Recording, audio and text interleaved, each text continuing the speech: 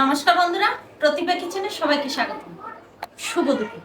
আজকে হচ্ছে আমি এই বৃষ্টির দিনে ভুনা খিচুড়ি রান্না করব। সাথে আছে অনেক কিছু, বেগুন ভাজি, পটল ভাজি, ইলিশ মাছ ভাজি, শুকনো মরিচ তো আছে। আর সেই সাথে হচ্ছে যে পোলার চাল দিয়ে খিচুড়ি রান্না করব, ভুনা খিচুড়ি। এটাই হচ্ছে আমি দুই ধরনের ডাল দেব, খেসারির ডাল আর হচ্ছে মুগের ডাল। মুগের ডাল সবাই তো এখন আমরা কিনেই খাই বন্ধুরা। দেখুন একেবারে দেশি ডাল। এই দেখুন, আসলেই এত সুন্দর ফ্লেভার। 5 কেজি নিয়ে আসছিলাম বাড়ি থেকে, প্রায় খাওয়া শেষ। এখন হচ্ছে এটা অনেকেই আসলে এই ডাল তো আমাদের এখন হারিয়ে গেছে, এটা নেই বললেই চলে। তো এটা কিভাবে ভাজে ভাঙায়, আমি ভেজে নিয়েছি কারণ ভাজাটা অনেকেই পারে। একটু লাল লাল করে যে ভেজে নিয়েছি, এখন হচ্ছে ভেঙে নেব। দেখতে থাকো। এখানে দিয়েছি চটের ছালা, এই দেখুন এটা চটের ছালা।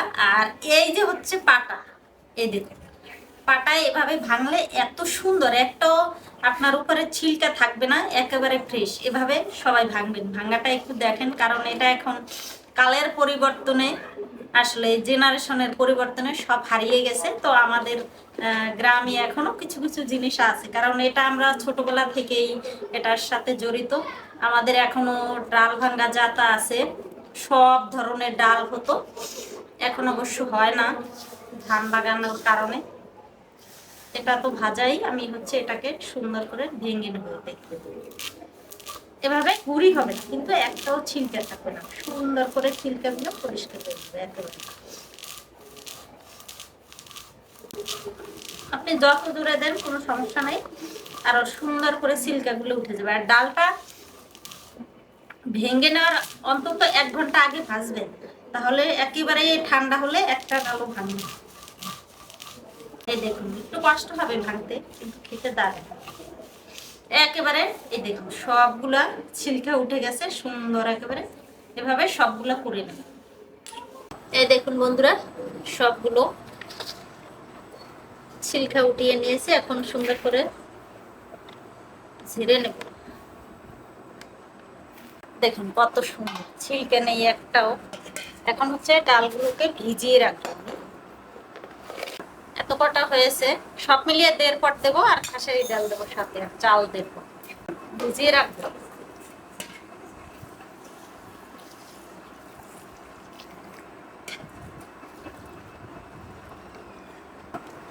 ডালটা ভেজতে থাক, আমি হচ্ছে পটল, বেগুন আর মাছ কেটে নেব। বন্ধুরা, অপ্রিয় কিছু সত্যি কথা বলি আমি, যেগুলো শুনতে ভালো লাগে না। আজকে বলবো ভালো স্বামীদের লক্ষণ। যদি এইগুলা দেখেন তাহলে বুঝবেন যে হ্যাঁ, আমার স্বামী ভালো। ভালো স্বামীরা আছে না, টাকা পয়সা লাগে না ভালো স্বামী হতে, অর্থ সম্পদ চেহারা শিক্ষিত কিছুই লাগে না, শুধু একটা ভালো মন থাকা চাই, এবং স্ত্রীর প্রতি টান চাই, ভালোবাসা চাই। একজন ভালো স্বামীর লক্ষণ হচ্ছে সংসারে যদি কিছু করে, মনে করেন ধরেন কেনাকাটা করলো, আজকে একটা খাট কিনবে বা একটা ছোপা কিনবে, চলো যাই, তুমিও চলো আমার সাথে, পছন্দ করে আমরা আমাদের যতটুকু সামর্থ্য আছে সামর্থ্য অনুযায়ী একটা কিনে ফেলি। বা তোমার কোনটা পছন্দ, চলো তোমার পছন্দ মতো কিনে দেবো। এটা হচ্ছে ভালো স্বামী। বাজারে যাব, আজকে ছুটির দিন, চলো যাই দুইজনে বাজার করে আসি, চলো কি মাছ তোমার পছন্দ, সেটা হোক ছোট মাছ, সেটা হোক ল্যাঠা মাছ, সেটার দাম হোক 5 টাকা, কোনো কষ্ট নাই। কিন্তু সেই কথাটা যে স্বামী বলে, সে হচ্ছে প্রকৃত স্বামী, এবং সেখানেই ভালোবাসা আছে। না অনেকে ছুটির দিন, চলো আজকে বাহিরে যাই, 1 কাপ চা খেয়ে আসি, সেটা সেরাটন হোটেল হতে হবে না, সেটা যদি হয় রহিম চাচার চায়ের দোকান, তাতেও ক্ষতি নাই, কিন্তু সেখানে আছে ভালোবাসা। গিয়ে একটু ঘুরে আসে, একটু চা খেয়ে আসে, কত ভালোবাসা। তার পছন্দ মতো একটা জিনিস কিনে, সেটা 5 টাকার হলে তো ক্ষতি নাই। বা বছরে একবার, যে তোমার জন্য এইটা নিয়ে এসেছি দেখো, সেটার দাম 10 টাকা, কিন্তু সেটা তো কথা না, সেখানে আছে ভালোবাসা। 10 টাকায় কি আসে যায়, সুন্দর চেহারায় টাকা পয়সা।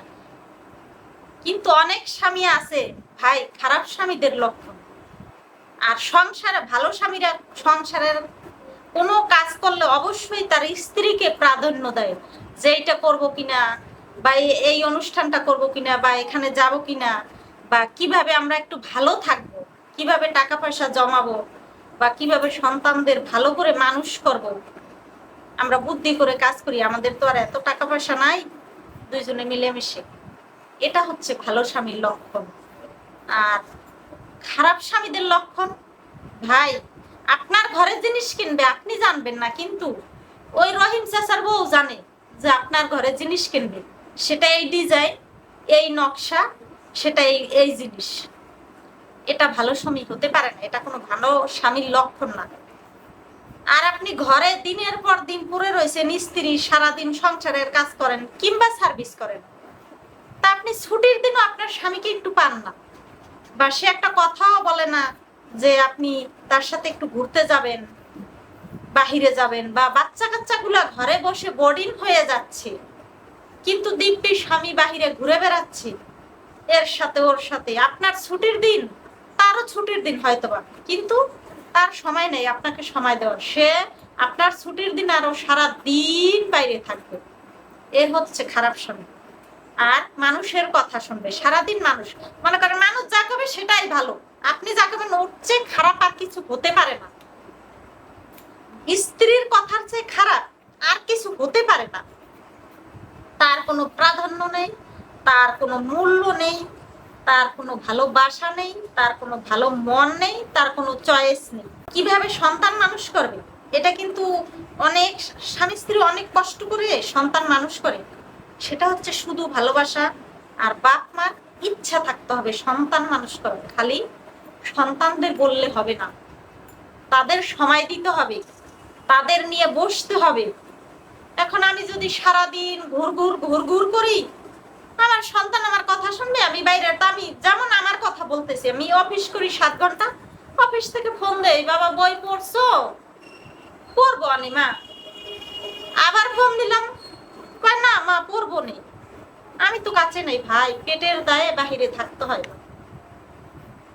মেয়ে মানুষের এখন যে চাকরি করে না, যে ব্যবসা বাণিজ্য করে, যে ঘরে সময় পেয়েও দেয় না, তাকে কি বলবেন? কিভাবে সন্তান মানুষ করবেন? আর ওদেরও তো, ওরা তো ছোট মানুষ। আমরা তো অফিস আদালতে যাই, বিভিন্ন মানুষ দেখি, এইটা সেইটার আছে। ওরা তো কোথাও যায় না, ওদের মন মানসিকতা কেমনে ভালো হবে? ওরা সারাদিন ঘরে টিভি, ওদের নেশা হবে না কেন বলুন? ওদের বাচ্চাদের যারা খারাপ বলবে তারা খারাপ, কারণ হচ্ছে ওদের নিয়ে আমরা বের হই না, ওদের নিয়ে আমরা ঘুরি না। ওরা শুধু মোবাইল, শুধু টিভি, এই 4 দেয়ালের মধ্যে ওরা আটকা। ওদের নিয়ে আমরা বিকেলে 1 ঘন্টা ঘুরি, একটু লেখাপড়া করাই, একটু গান শিখাই, একটু ঘুরতে যাই, তাহলে ওরাও এগুলার সাথে জীবনটাকে সেট করে নেবে। এই হচ্ছে ভাই ভালো স্বামী আর খারাপ স্বামী। এই দুইটা লক্ষণ যদি দেখেন স্বামীর মধ্যে, তাইলে বুঝবেন যে এই স্বামী ভালো আর এই স্বামী খারাপ। বলে আর লাভ নেই ভাই, জীবন ক্ষণিকের, যেভাবে যাচ্ছে যাক না, হয়তো বা সুখে, হয়তো বা দুঃখে, কারো সুখে কারো দুঃখে।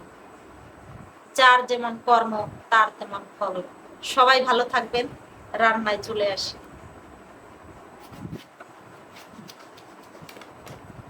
আপনাদের সাথে কথা বলতে বলতে অনেক বেশি পটল কেটে ফেলেছি।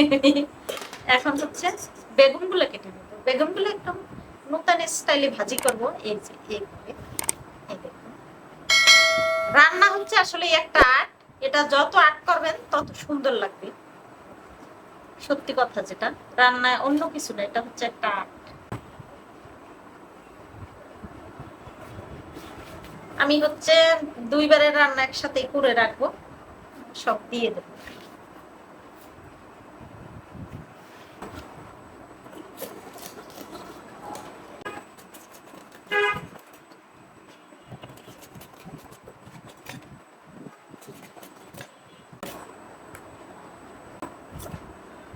হয়ে গেছে আমার কাটা কোটা। চলুন বন্ধুরা, আমার কাটা বাছা শেষ, আমি রান্না করব। দেখুন বন্ধুরা, আজকের খিচুড়ি হবে হাতে মাখা। এ হচ্ছে খেসারি ডাল, এ হচ্ছে মুগের ডাল, এ হচ্ছে মটরশুঁটি। আজকে হচ্ছে নতুন ইউনিক একটা রান্না, একেবারে হিমসাগর পাকা আম নিয়ে নেবেন। এটা আপনি চাইলে ব্যালেন্ড করে নিতে পারেন, চাইলে এভাবে টুকরো করে মেখে দিতে পারেন। আমি টুকরো করে নিয়েছি, মেখে দেবো এটার সাথে। সেই সাথে দেব কাঁচামরিচ, কাঁচামরিচ, তেজপাতা, দারচিনি আর এলাচ, কয়েকটা জিরে, আদা। খিচুড়িতে তো আদা একটু বেশি লাগে। আদা, হলুদের গুঁড়ো পরিমাণ মতো, স্বাদ মতো লবণ, শুকনো মরিচের গুঁড়ো 2 চামচ পরিমাণ। এখানে আছে জিরে, ধনে, তেজপাতা, শুকনো মরিচ, গোলমরিচ আর হচ্ছে গরম মশলার গুঁড়ো দিয়ে দিলাম। সরষের তেল পরিমাণ মতো, একটু বেশিই লাগবে। সুন্দর করে মেখে আমটাকে এই যে দেখুন একেবারে গলিয়ে দিতে হবে। চাইলে এটাকে ব্যালেন্ড করে নিতে পারেন। বন্ধুরা, রিকোয়েস্ট রইল এভাবে খেয়ে দেখবেন। সুন্দর করে আমটাকে মেখে দেবেন।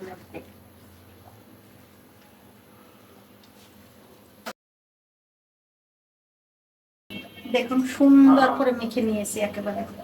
দেখুন বড় জারে রান্না করব, গরম হয়ে গেছে, দিয়ে দেবো তেল। বেশি দেবো না, তেল অলরেডি দেওয়ার, দিয়ে দেবো চালগুলো।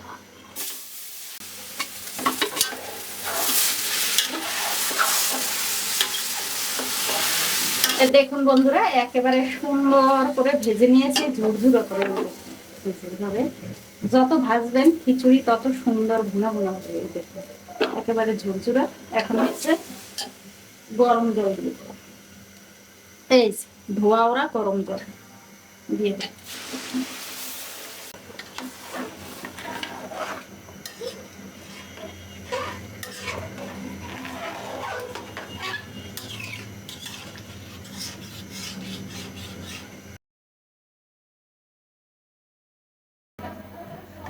দেখুন বন্ধুরা,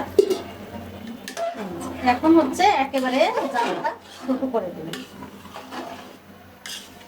আমের ভুনা খিচুড়ি দারুণ স্বাদ, ফ্লেভার যা বের হয়েছে না সাগর আমের। দেখুন বন্ধুরা, খিচুড়িটা পাশের চুলাতে হতে থাক, ছোট আছে। আমি হচ্ছে মাছগুলোকে আগে ভেজে নিই। লবণ হলুদ দিয়ে মেখে নিয়েছি, ভেজে নিই। কড়াই গরম হয়ে গেছে, দিয়ে দেবো সরিষার তেল।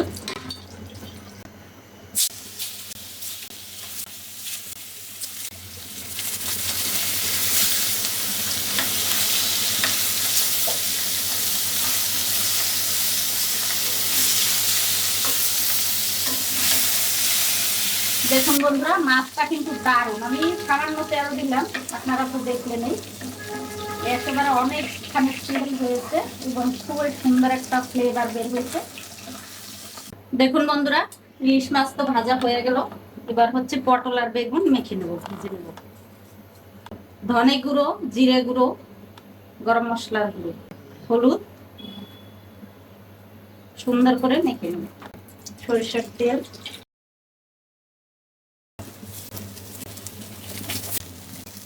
বেগুনটাকে ঢেকে ভাজি করতে, তাহলে তাড়াতাড়ি হয়ে গেছে। বেগুন ভাজা তুলে নেব।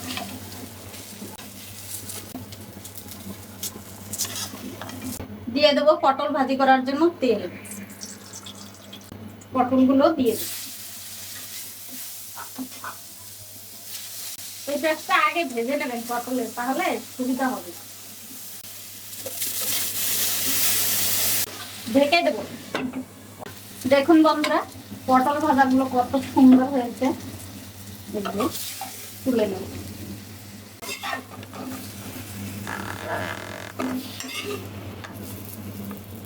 এগুলো সবাই আপনারা পারেন, তারপর আমি দেখাচ্ছি। যদি ভালো লাগে আপনাদের অবশ্যই দেখবেন। এখন ভাজবো শুকনা মরিচ, যেটা না হইলেই না ভুনা খিচুড়িতে। শুকনা মরিচে সবসময় একটু লবণের ছিটা দেবেন, তাহলে মুচমুচে থাকবে। হয়ে গেছে মরিচ ভাজা, তুলে নেব। দেখুন বন্ধুরা, আসলে দেখতে অনেক বড়, ডিক্সটা আপনাদের দেখানো মুশকিল। একেবারে ঝুরঝুরা খিচুড়ি দেখুন।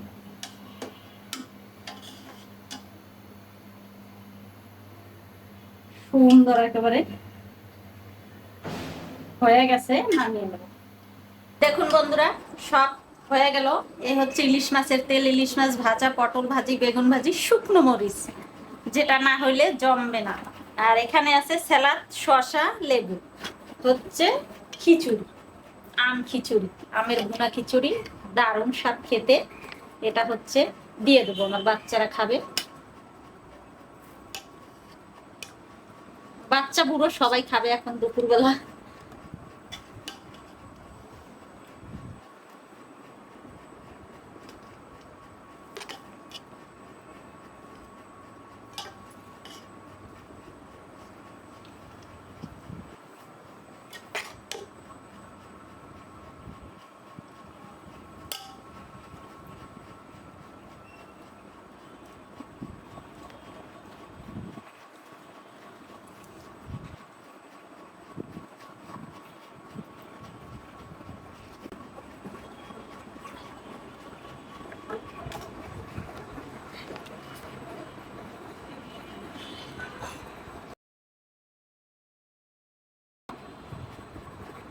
ইলিশ মাছের তেল, শুকনো মরিচ, লেবু। বন্ধুরা, তো আপনি এখানে দেখেছেন কি করে খিচুড়িটা রান্না করতে হয়। তো এখন আমরা খেয়ে নেব। আজকে আবহাওয়াটা অনেক সুন্দর, সারাদিন অনেক বৃষ্টি ছিল, তার জন্য খিচুড়ি রান্না আমি প্রথমবার ট্রাই করলাম পাকা আম দিয়ে ভুনা খিচুড়ি।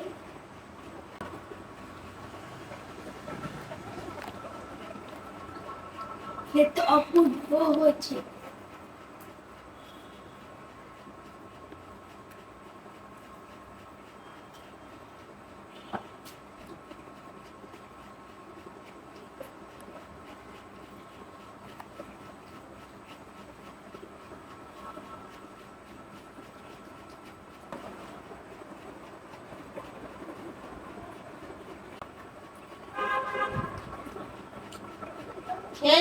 খেয়ে যাচ্ছ বলো।